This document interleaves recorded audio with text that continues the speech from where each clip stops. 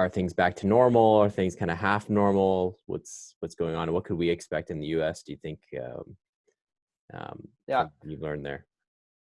So so two things. Let's start on the personal side, so things that I see personally, and then we can talk a little bit about business. Sure.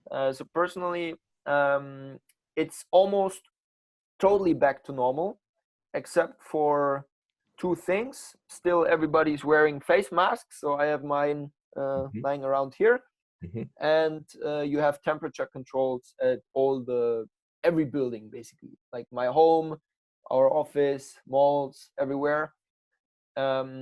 Except for that, bars are opened again. People go for parties, for drinks. They go to restaurants. They go to the gym. They are outside having fun.